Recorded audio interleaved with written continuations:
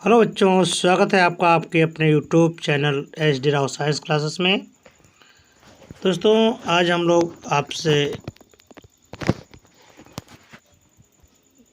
जो बात करने वाले हैं, आज का जो वीडियो है आपका वीडियो बड़ा ही इम्पोर्टेंट वीडियो है। आज का वीडियो आपके लिए बहुत ही ख़ास होने वाला है। आज का जो वीडियो है वो आपके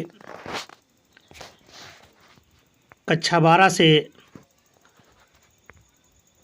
मॉडल पेपर है। देखिए, ये कक्षा 12 का आपका रसायन विज्ञान है।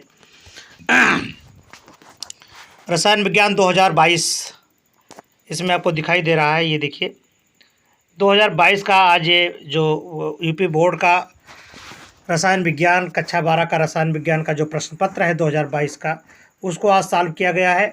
इसके बहुत से क्वेश्चन आने के चांसेस रहते हैं अगले 2023 में। तो देखिए क्या होता है। पेपर संख्या कोड आपका ये देखिए, ये है आपका लिखा है 2022, समय 3 घंटे 15 मिनट, पूर्णांक 70 यानी 70 नंबर का आपका पूर्णांक है। नोट बताया गया कि प्रारंभ में 15 मिनट परीक्षार्थियों को प्रश्न पत्र पढ़ने के लिए निर्धारित है। फिर बताया गया इसमें निर्देश दिया हुआ है कि सभी प्रश्न अनिवार्य हैं। प्रत्येक प्रश्न के निर्धारित अंक उसके समक्ष दिए गए हैं। दूसरा है गणनात्मक प्रश्नों में गणना के समस्त पद दीजिए। प्रश्नों के प्रासंगिक उत्तर दीजिए, जहां आवश्यक हो रासायनिक समीकरण दीजिए। ये आपको निर्देश दिए गए हैं ताकि आपको इसी के अनुरूप कार्य करना है। ठीक है, तो ये वीडियो आपके लिए बहुत ही खास है क्योंकि 2022 में जो प्रश्न पत्र आया है उत्तर प्रदेश में कक्षा 12 के रसायन विज्ञान का, वही पेपर का सॉल्व पेपर बना करके दिया गया है। तो हमें आशा है कि इससे आपको बड़ा लाभ होगा। तो हम चलते हैं एक एक क्वेश्चन करते हैं। तो पहला देखिए, पहला है आपका ये क्वेश्चन नंबर 1 है। देखिए लिखा है इस प्रश्न के प्रत्येक खंड में 4 विकल्प दिए गए हैं। मतलब इस प्रश्न में आपके जो विकल्प हैं वो विकल्प 4 दिए गए हैं। सभी विकल्प चुन करके अपने उत्तर पुस्तिका में आपको लिखना है। तो देखिए लिखा है पहला क्वेश्चन का देखिए लिखा है एक क्रिस्टल तंत्र में A equal to B, B equal to C और अल्फ़ा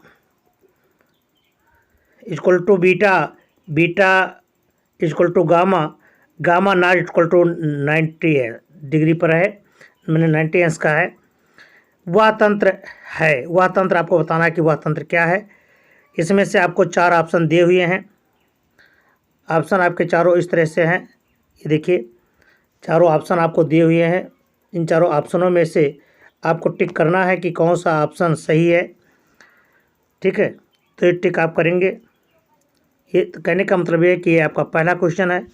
दूसरा क्वेश्चन देखिए, ये दूसरा क्वेश्चन है आपका निम्न में से किस 0.1 मोल जलीय विलयन का हिमांक न्यूनतम होता है।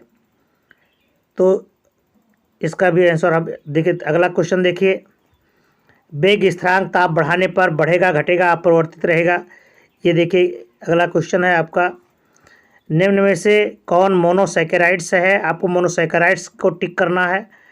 और इसका अंतिम क्वेश्चन है आपका ये, नहीं अंतिम नहीं है, अंगाखंड है कि जब एसिटिक एसिड को P2O5 के साथ में गर्म किया जाता है तो निम्न में से कौन सा यौगिक प्राप्त होता है। और अगला क्वेश्चन है इसका अंतिम क्वेश्चन है कि एमाइड का एमीन में परिवर्तन निम्नलिखित में से किस अपक्रिया द्वारा किया जा सकता है। ठीक है, तो ये आपके 5 प्रकार के ऑब्जेक्टिव टाइप के 5 क्वेश्चन थे।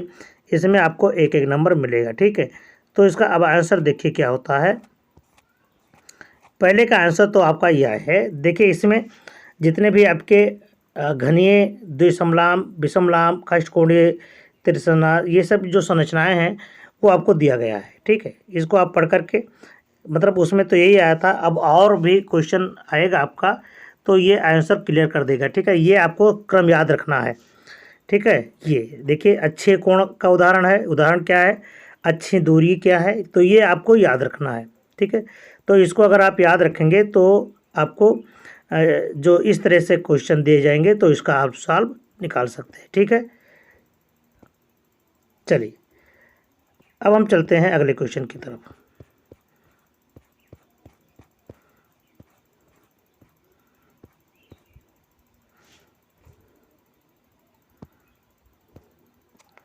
अगला देखिए, तो ये क्वेश्चन आपका हो गया। दूसरा देखिए क्या है,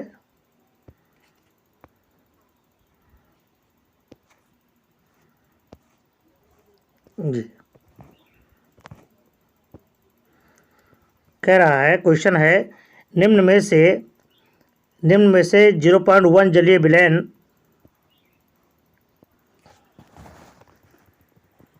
का हिमांक न्यूनतम होता है, किसका होगा। तो हिमांक न्यूनतम किसका होगा ये। तो अब देखिए इसका आंसर आपको लगाना है। निम्न में से किस, ये आपसे कह रहा है कि निम्न में से किस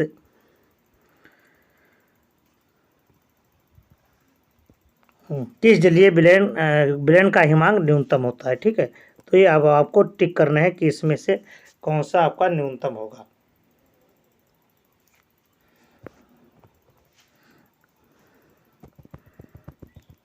देखिए ये, तो ये आपका सही आंसर है, ये पोटेशियम सल्फेट, ठीक है।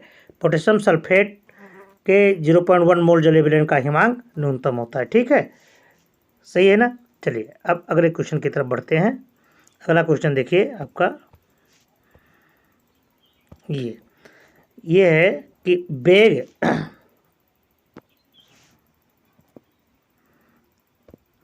कह रहा है कि वेग स्थिरांक ताप बढ़ाने पर, तो वेग स्थिरांक ताप बढ़ाने पर क्या होगा।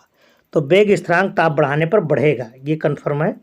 तो ये आपका सही है, क्या होगा कि बढ़ेगा। जो वेग स्थिरांक है आपका, वो ताप अगर बढ़ाएंगे तो बढ़ेगा, ठीक है। तो ये आपका पहला क्वेश्चन सही है, ये ठीक है। ये अगला है आपका, देखिए टिक आपको लगाने हैं, और टिक आपको किस तरह से लगाने हैं ये भी आपको समझ लेना है।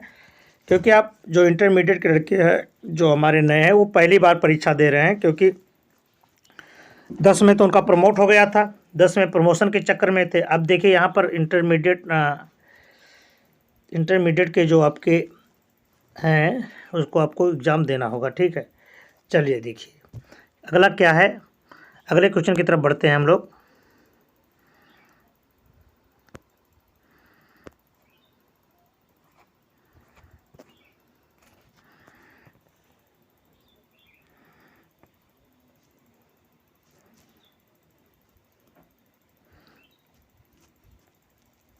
अगला देखिए घा है, निम्न में कौन मोनोसैकेराइड्स है।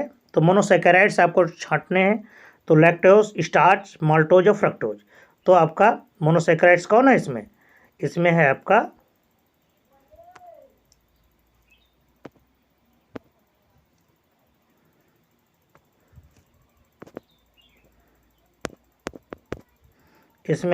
फ्रक्टोज। क्या है, फ्रक्टोज। ये आपका सही है, ठीक है।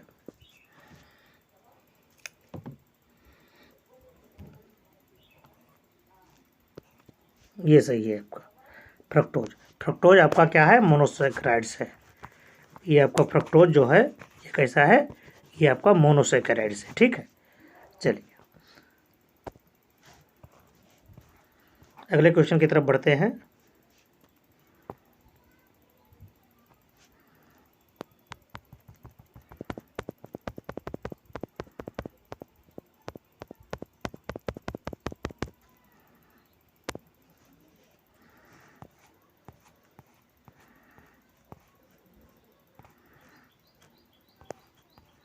ये क्वेश्चन बड़ा इंपॉर्टेंट क्वेश्चन है आपका। ये क्वेश्चन कह रहा है कि जब एसिटिक एसिड को, हाँ, जब एसिटिक एसिड को P2O5 के साथ में गर्म किया जाता है तो कौन सा यौगिक बनता है, ठीक है। ये आपसे पूछ रहा है कि जब एसिटिक एसिड को किसके साथ में, P2O5 के साथ में। तो देखिए इसकी अपक्रिया देख लीजिए कि किस तरह से होती है। ये है आपका, देखिए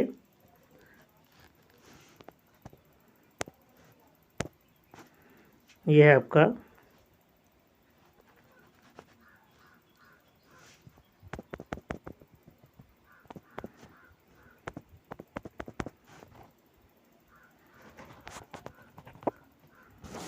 देखिए CH3COOH, ये CH3COOH है। एस्टिक एसिड जब ये अपक्रिया करता है H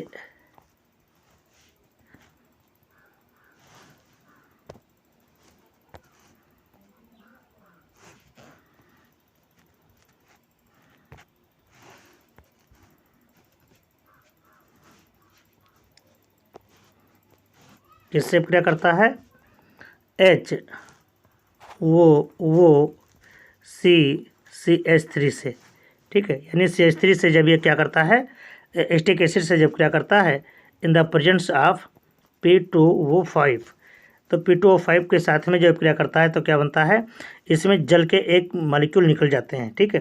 तो जब जल के मॉलिक्यूल निकल जाएगा तो बनेगा ये, तो ये आपका जो बनेगा वो बनेगा CH3CO,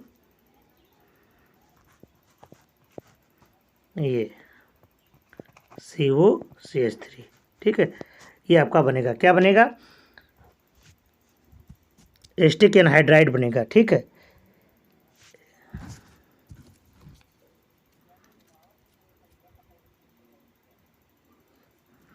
तो एसिटिक एनहाइड्राइड जो बनेगा, तो एनहाइड्राइड का सूत्र क्या है, ये कौन सा है इसमें, CH3CO का होल ट्वाइस वो, ठीक है। तो ये आपका पहला ऑप्शन सही है। क्लियर। चलिए सुनिए बात कि जब एस्टिक एसिड को P2O5 के साथ में गर्म किया जाता है तो क्या बनता है आपका CH3CO का होल ट्वाइस CO बनता है, ठीक है।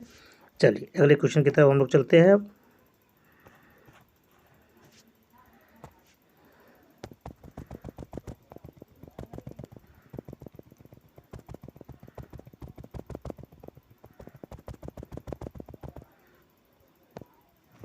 अगला क्वेश्चन देखिए, ये आ गया, एमाइड का एमीन में परिवर्तन निम्नलिखित में से किस अपक्रिया द्वारा होता है। एमाइड का एमीन में परिवर्तन, तो एमाइड का एमीन में जो परिवर्तन होता है वह होता है हाफमान ब्रोमाइड अपक्रिया के द्वारा। किसके द्वारा, तो ये आपका कौन सा सही है, हाफमान ब्रोमाइड अपक्रिया द्वारा, ठीक है। तो ये आपका आंसर ठीक हो जाएगा, ठीक है। तो ये है आपका क्या, ये विकल्प वाले क्वेश्चन आपके हो गए, ठीक है। अब हम पढ़ते हैं अगले क्वेश्चन की तरफ। विकल्प वाले क्वेश्चन अब हो गए, अब देखिए क्या होता है। अब अगले क्वेश्चन की तरफ बढ़ते हैं। ये देखिए अब आ गया आपका ये,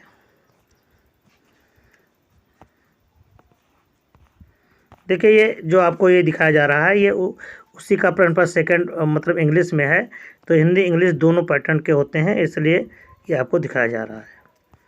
अगला देखिए, अगला क्वेश्चन है आपका ये, दूसरा क्वेश्चन आ गया ये, क्रिस्टलीय ठोस का आंतरिक बलों के आधार पर वर्गीकरण कीजिए, हर वर्ग का एक उदाहरण दीजिए, ठीक है।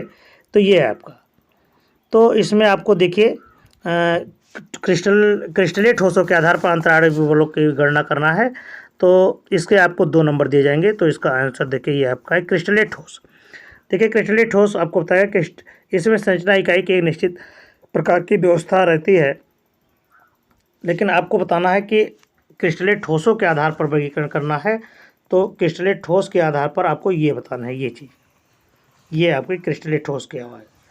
ये बताया गया कि अवयव कणों के मध्य आधार पर क्रिस्टलीय ठोसों को निम्न प्रकार से वर्गीकृत किया गया है। कौन कौन से वर्गीकृत किए गए हैं, देखिए आणविक ठोस, आणविक ठोस में कौन कौन सा है, यह है कार्बन टेट्राक्लोराइड है, आयोडीन है, ये आपके आणविक ठोस हैं। तो इनमें अणुओं के मध्य वान डेर वाल्स बल उपस्थित होने के कारण मृदु और गलनांक निम्न वाले होते हैं। ये विद्युत के कुचालक होते हैं जैसे कार्बन टेट्राक्लोराइड्स, ठीक है। ये आपका हो गया। आयनिक ठोस आपके क्या है, इनमें आयनों तथा इनमें धनायनों तथा ऋणायनों के मध्य प्रबल विद्युत स्थैतिक बल उपस्थित होता है, जिस कारण ये कठोर होते हैं तथा इनके गलनांक उच्च होते हैं, ठीक है। तो जैसे इसका उदाहरण क्या है, सोडियम क्लोराइड्स है, नाइट्रेट है, पोटेशियम नाइट्रेट है ना।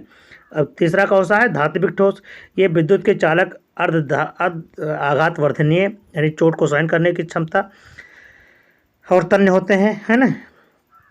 धातुओं में विद्युत चालकता होती है, चमक आदि रंग गुण इनमें उपस्थित मुक्त इलेक्ट्रॉनों के कारण होता है, जैसे आपका सिल्वर है, आयरन है, कापर है ना, ये है। और अगला है आपका सहसंयोजक ठोस। तो सहसंयोजक ठोस आध्यात्मिक क्रिस्टल ठोसों के क्रिस्टल में निकटवर्ती परमाणुओं के मध्य प्रबल तथा दिशात्मक संयोजन बंद होता है।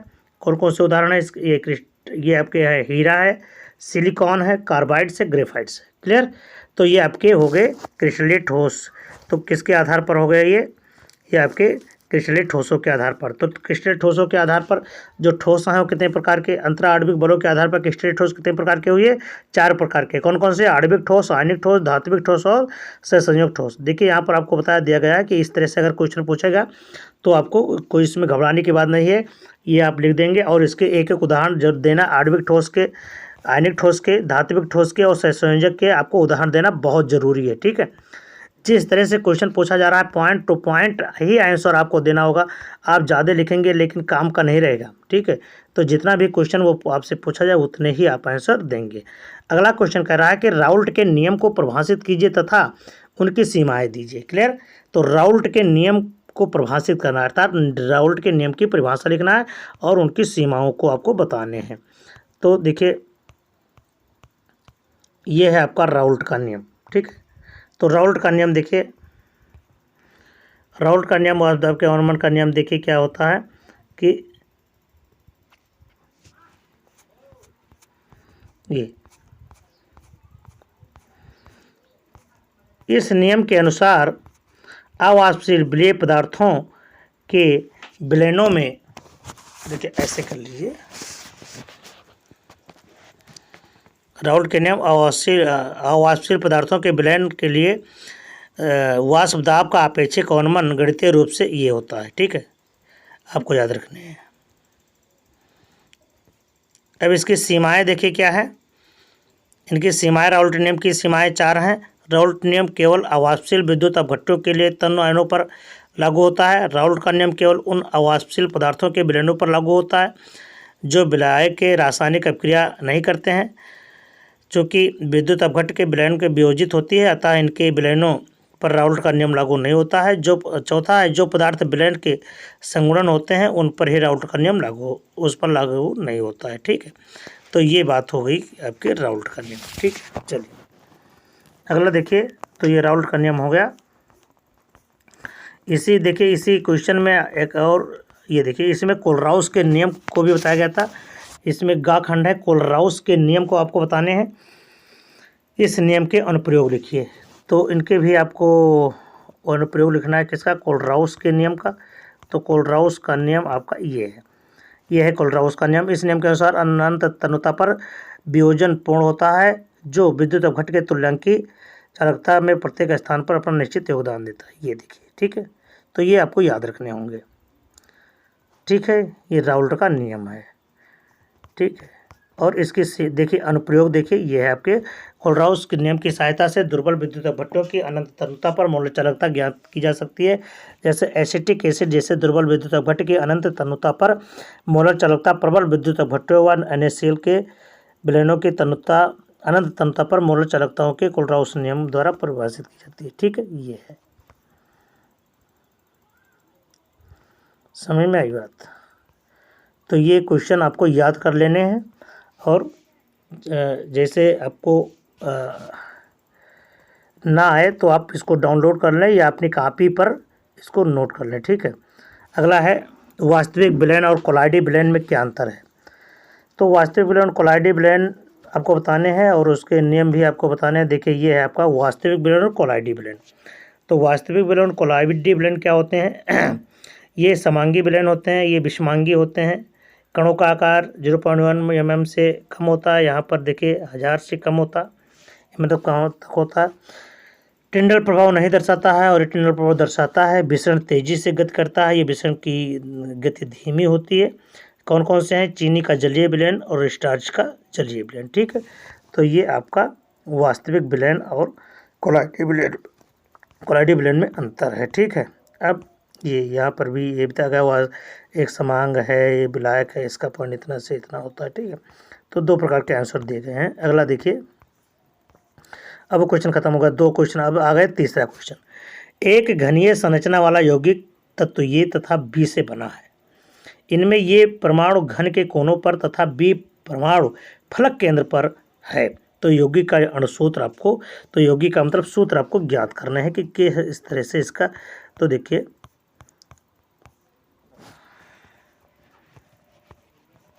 ये है आपका आंसर। बताया गया कि एक यौगिक का, यहाँ पर फिर से देख लीजिए, ये कह रहा है कि एक घनीय संरचना वाला यौगिक है। तो घनीय संरचना है ना, फिर कह रहा है कि तत्व ये तथा बी से बना है। तो ये परमाणु घन के कोण पर तथा बी फलक के केंद्र में है। तो यहाँ पर देखिए, तो घन में कितने 8 कोने होते हैं। फिर कह रहा है कि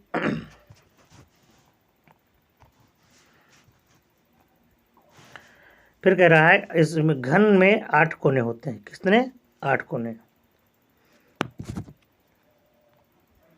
घन में कितने कोने होते हैं? 8 कोने होते हैं, जिस पर परमाणु कोण उपस्थित है। ये प्रत्येक कोना 8 अन्य इकाइयों के द्वारा स्रोत द्वारा साजित रहता है, यानी जुड़ा रहता है। अतः प्रति इकाई ये परमाणु का संख्या क्या होगा? 8 गुणे 1/8। तो क्या होगा? 8 को 8 कम 8, 8 कम 8, यानी बराबर क्या हो जाएगा? 1 हो गया। अब क्या गया, इस घन में कितने फलक हैं? 6 फलक होते हैं तथा प्रत्येक फलक 2 इकाइयों के मध्य में साजित होता है। तो परमाणु बी के फलक केंद्र पर उपस्थित होगा। तो अतः प्रति इकाई सेल बी के परमाणुओं की संख्या कितनी हो जाएगी? 6 गुणे 1/2। तो 6 गुणे को 1/2 करेंगे तो 2 एकम 2 और 2 तियाँ 6, 3 एकम 3। कितना आया आपका? 3 आया। 3 को से गुणा करेंगे तो 3 एकम 3 आएगा। फिर तो यहाँ पर कितना आया? यहाँ पर तो आया ये, यहाँ पर ये आया ये, यानी ये परमाणु की संख्या कितनी निकाले हैं आपने? 1। और जो आपका फलक में जो बी का है, बी फलक के केंद्र में उपस्थित है, तो वहाँ पर उसकी संख्या कितनी आई? 3 आई। अब ये अनुपात 3, यानी ये तो आपका एक ही है और बी कितनी बार है? 3 बार। ये का मान है और ये मान है आपका बी का। तो बी कितनी बार है? यहाँ पर 3 बार। तो दोनों को मिला देंगे तो आएगा ये बी 3 बार। कितनी बार? ये 3। तो इसका सूत्र यौगिक का बन जाएगा क्या? ये बी 3। क्लियर? चलिए, समझ आई बात? कुछ नहीं करना है, घन में कोण की संख्या जिस पर ये परमाणु उपस्थित है इसको आपको देख लेना है। तो इसमें 8 कोने होते हैं, तो भाई उसके प्रति इकाई परमाणु की संख्या ज्ञात करें। तो ये 8 गुणे 1/8 हो जाएगा। यहाँ पर देखिए 6 फलक कह रहा है कि 6 फलक, प्रत्येक फलक पर 2 इकाई सेल के मध्य साजित होता है।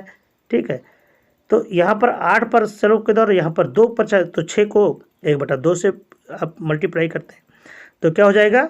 ये 3 हो जाएगा। तो बी की संख्या हो गई 3, ये की संख्या हो गई 1। अब दोनों को जोड़ देंगे तो ये बी 3 बन जाएगा। ठीक है, ये आपका हुआ सूत्र। चलिए, समझ आया क्वेश्चन? नहीं? चलिए, तो अगले क्वेश्चन की तरफ बढ़ते हैं हम लोग। ये क्वेश्चन हो गया, का खंड हो गया।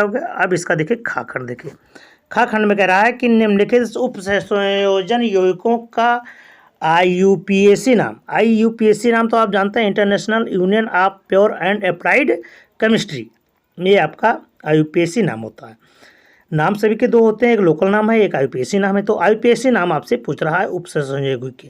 पहला कौन सा है? K3CrC2O43 और दूसरे है आपका ये। तो दोनों के देखिए आंसर, देखिए क्या है आपके, ये है आपका आंसर। ठीक है, तो एक का नाम K3CrC2O43 ये पोटेशियम ट्राईऑक्सलेटो क्रोमेट है। क्या है? पोटेशियम यानी के है।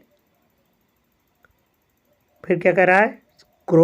देखिए ये ट्राईऑक्सलेटो क्रोमेट है, ट्राईऑक्सलेटो क्रोमेट, और ऑक्सीकरण संख्या कितनी है? 3 है। दूसरा है आपका CONH3 का होल 5 CO3Cl, इसका नाम है पेंटाएमीन कार्बोनेटो कोबाल्ट 3 क्लोराइड। ये बाहर यहाँ है क्लोराइड, इसलिए इसको बाहर क्लोराइड यहाँ लिखना होगा। ठीक है, तो ये उसका IUPAC नाम हो गया। ये 2020 में भी पूछा गया है, 2022 में भी पूछा गया है। ठीक है, और 2023 में भी पूछने के चांसेस हैं, इसलिए आपको ये भी पढ़ना जरूरी है। ठीक है, तो बच्चों आपको IUPAC नाम हम अगले वाली वीडियो में आपको ज़्यादा से ज़्यादा IUPAC नाम उप संयोजक यौगिक के दे देंगे। वो आपको बहुत ही कामयाबी मिलेगी परीक्षा के दौरान। तो ठीक है, आप इसका यहाँ तक इसको पढ़ें। तो इसका नाम आपने देखा, पोटेशियम ट्राईऑक्सैलेट क्रोमेट हो गया और पेंटाएमीन कार्बोनेटो कोबाल्ट 3 क्लोराइड है। चलिए अगले क्वेश्चन की तरफ हम लोग बढ़ते हैं। ये हो गया। अब आपका है न्यूक्लिक एसिड से आप क्या समझते हैं। और इसमें क्वेश्चन और लिखा हुआ घा खंड में पी ब्लॉक तत्व क्या है, उन्हें पी ब्लॉक तत्व क्यों कहते हैं। तो देखिए ये है न्यूक्लिक एसिड। न्यूक्लिक अम्ल अति उच्च अणुभार वाले बृहत यानी बड़े अणु हैं जो मुख्यतः 2 प्रकार के होते हैं, डीऑक्सी राइबोन्यूक्लिक एसिड यानी DNA और RNA राइबोन्यूक्लिक एसिड, इन्हें क्या कहते हैं, पॉलीन्यूक्लियोटाइड्स भी कहते हैं, क्योंकि ये न्यूक्लियोटाइड्स की लंबी श्रृंखला वाले बहुलक हैं। दोनों प्रकार के न्यूक्लिक अम्लों के 3 मूल घटक होते हैं, पेंटोज शर्करा, कार्बनिक शर्करा और फास्फेट समूह। ठीक है, तो ये है आपके मुख्य प्रोटीन, ये आपके न्यूक्लिक एसिड है ना। फिर देखिए RNA अणुओं में राइबो शर्करा होती है, जबकि DNA अणुओं में डीऑक्सी राइबो शर्करा होती है। DNA में 4 क्षारक एडेनिन, ग्वानिन, साइटोसिन और थाइमिन होते हैं। ठीक है, DNA में 4 क्षारक होते हैं, कौन कौन से, adenine, guanine, cytosine and thymine. देखो ग्वानिन, एडेनिन को ये से, ग्वानिन को G से, साइटोसिन को C से तथा थाइमिन को T से प्रदर्शित करते हैं। ध्यान रखना है कैपिटल ब्रैकेट के अंदर है तो इसको इससे प्रदर्शित किया जाता है। RNA के प्रथम 3 क्षारक समान है परंतु चतुर्थ क्षारक यूरेसिल होता है। और अगला है मतलब न्यूक्लिक अम्ल जीवों की कोशिकाओं के नाभिक में उपस्थित होता है। न्यूक्लिक अम्ल कहाँ होता है, जीवों की कोशिकाओं के न्यूक्लियस यानी नाभिक में उपस्थित होता है। जीवों की अनुवांशिक सूचना न्यूक्लिक अम्लों में ही संचित रहती है। जो जीवों की अनुवांशिक सूचना होती है वो इन्हीं न्यूक्लिक एसिड में समाहित रहती है, संचित रहती है। ठीक है, अगला है पी ब्लॉक किसे कहते हैं। वह तत्व जिनके इलेक्ट्रॉनिक विन्यास में आखिरी इलेक्ट्रॉन कहाँ जाए, पी कक्ष में प्रवेश करते हैं, है ना। पी कक्ष में यानी P1 से P6 तक, P1 से P6 तक जिसमें प्रवेश करते हैं उन्हें पी ब्लॉक कहते हैं। और सारणी में 13 से लेकर के 18 के ग्रुप वाले तत्वों को पी ब्लॉक तत्वों में रखा गया है। ठीक है, तो ये तो है आज का वीडियो। इतना वीडियो आपको इतना क्वेश्चन सॉल्व करा गया। हम आगे वाले वीडियो में पुनः जितना भी बचा हुआ है उसका सॉल्व आंसर लेकर के आएंगे। और फिर जो अगला जो हमारा टॉपिक होगा वो 2021-22 का हो रहा है, 21 का होगा। और फिर हमारे जो वीडियो होंगे वो और भी मॉडल पेपर आपको सॉल्व कराया जाएगा ताकि आपको परीक्षा के दौरान कोई भी असुविधा ना हो और आप अच्छे से डट करके मुकालबा करें अपने परीक्षा का। तो बच्चों घबराने की कोई बात नहीं है, आप मेहनत करें और बने रहें हमारे YouTube चैनल के साथ में। हम आपको समय समय पर सभी चीज़ें मुहैया कराते रहेंगे। इन्हीं आशा के साथ हम फिर मिलते हैं। जय हिंद, जय भारत।